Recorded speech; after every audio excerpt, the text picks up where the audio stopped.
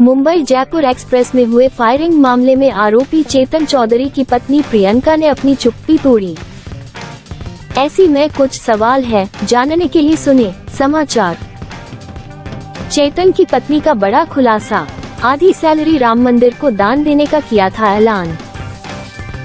RPF अधिकारियों की लापरवाही से चलती ट्रेन में हुआ फायरिंग हादसा।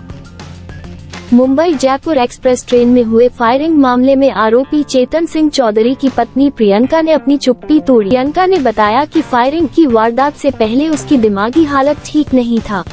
हिंदू खतरे में है ऐसा दिमाग में हमेशा चलता था, जिसकी वजह से उसने 3 दाढ़ी वाले और एक आरपीएफ जवान मीना पर फायरिंग कर उतारा मौत के घाट।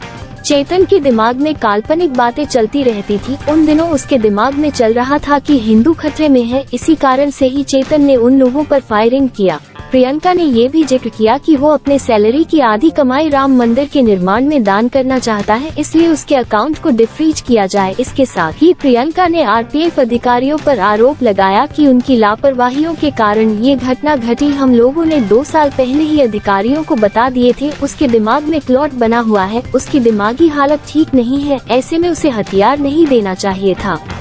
वही चेतन सिंह के वकील अनिल मिश्रा ने माननीय कोर्ट को लिखित दलील दिया है कि चेतन सिंह वारदात के समय मनोस्थिति ठीक नहीं थी, वो डिप्रेशन में थे, इसलिए उन्होंने जो कुछ किया वो दिमागी हालात ठीक नहीं होने के कारण किया है। साथ ही कई ऐसी धाराएं लगाई गई है जो नहीं लगाना चाहिए। उन्होंने बताया कि 16 दिसंबर की सुनवाई में चेतन सिंह को कोर्ट में पेश किया जाएगा। बाइट, प्रियंका सिंह चौधरी चेतन चौधरी की पत्नी।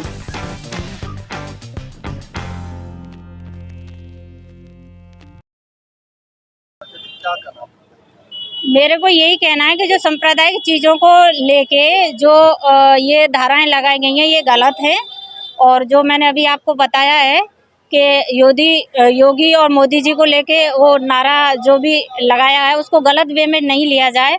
उनको डर था हिंदुत्व को लेके और वो माइंडली तौर से बीमार थे, जो कागज़ भी इस चीज़ को कह रहे हैं। हाँ, नहीं सांप्रदायिक एक खास व्यक्ति के लिए अगर आप बात कर रहे हैं तो गलत बात नहीं है, क्योंकि राजनीति में सारे पॉलिटिक्स अलग-अलग है, अलग-अलग लोग बात करते हैं। खास नहीं, जैसे उन्होंने नारा लगाया उसी चीज़ को लेके जो सांप्रदायिक चीज़ों में कन्वर्ट किया गया है कि ये सांप्रदायिक चीज़ों से जुड़ा हुआ है, तो उनको इस चीज़ से डर था। वो बीमार तो थे ही, लेकिन हिंदुत्व को जो हमारे साथ पहले हिंदुओं के साथ हुआ है उस चीज़ को आज भी उनके माइंड में यही डर था। कब से बीमार थे? वो 2 साल से बीमार थे। तो आपने रेलवे को बताया था कि 2 साल से बीमार है, तो नहीं, हमने इनके जो इंचार्ज हैं उनको इन्फॉर्म किया था कि इनकी एमआरआई वगैरह हैं, उसमें क्लॉट आया है, लेकिन कागज़ वगैरह हमने सबमिट नहीं किए। क्यों नहीं किए? क्योंकि देखो हम मिडिल क्लास फैमिली हैं, उसी जॉब पे हमारी फैमिली चल रही थी, आप भी इस चीज़ को समझ सकते हैं। हाँ, हमने एप्लीकेशन भी दिया था यहाँ, मेरी सासू माँ हैं वो आई भी थी, बोला भी था कि इसकी तबीयत ख़राब रहती है, लेकिन हमने कागज़ वगैरह ऐसा कुछ डॉक्यूमेंट्स वहाँ सबमिट नहीं किया था। घटना के बाद आपको मैंने क्या कहा था? वो यही कह रहे थे कि तबीयत तो ख़राब हुई थी 2 बजे, उनको तबीयत ऐसे ही ख़राब होती थी उनको, और काल्पनिक चीज़ें उनके माइंड में तकलीफ़ रहती थी, सर में दर्द होता था, सारी चीज़ें भूलने लग गए थे, ये सब चीज़ें उनके सामने होती। और बार बार इसी चीज़ को लेके हम बहुत परेशान थे। हमने काफ़ी प्रशासन के लिए एप्लीकेशन भी लिखा कि इनका ट्रांसफ़र यहाँ किया जाए, तो उस वजह से भी काफ़ी टेंशन हुई। मेरी सासू माँ हैं वो भी वहाँ यहाँ बॉम्बे आई थी, सर के सामने पुटअप हुई, रिक्वेस्ट भी किया।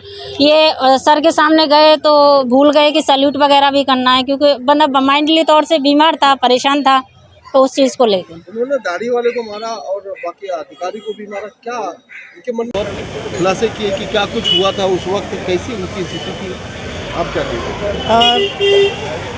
As she said that she was Chetan was undergoing with the medical treatment since past 2 years, and in his MRI report he was diagnosed with blood clots in his head.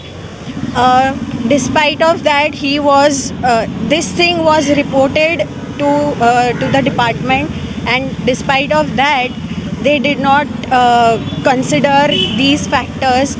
And again, जब भी वो train में भी था, that time also he was very anxious, as I said yesterday also, that he was very anxious, he wanted to go out, उनको घुटन हो रहा था एकदम ही. और आई थिंक ये इंसिडेंट जो भी पूरा हुआ है, that's because of medical thing. Medical उनकी मानसिक हालत ठीक नहीं थी. और ये जो हिंदू मुस्लिम के ओपिनियंस जो वो दे रहे हैं, हम भी देते हैं, पर हम कभी हिंदू मुस्लिम की वजह से हम किसी को शूट नहीं कर देते. शूट तभी होगा जब भी उनका दिमाग ठीक नहीं होगा, इनका मानसिक संतुलन सही नहीं था, जिसके वजह से ये इंसिडेंट हुआ है. And we have claim this, we are going to defend on this ground only his bail application under section 84 of IPC, and he was not able to understand the consequences of his act, and he did not have the knowledge of what he is doing it. So that's why I think let's see now what court has to say about it.